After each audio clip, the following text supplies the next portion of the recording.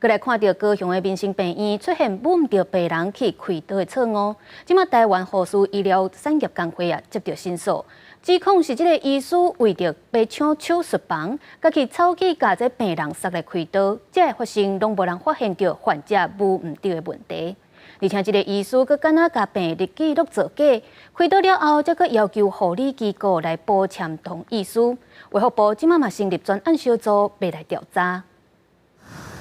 台湾护士医疗产业工会接到会员申诉，讲即届高雄民生病院开毋着刀，其实是医生为着要抢开刀房，家己杀病床去开刀房，才会导致全部的人拢无检查手权，发生这处的事件。很过分的地方就是这个医师呢，不断的催促，而且不断的表达他不要遵守这样的一个规定。他没有听到因为护理人员有表达他的这个意见。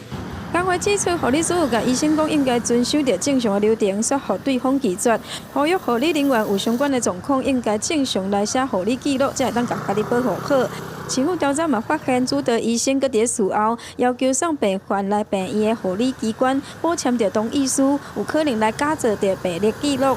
甲医生记2大个免责，院长嘛放撤职。上海病院要搁再回应嘛，强调相关资料拢送互地检署，卫福部嘛决定要由伊撤回，组成专案小组来进行着备案调查。主要的目的就是说希望类似事件找出它的原因，不要再度发生了。也会要求高雄市卫生局会提供大医院这次的检讨报告。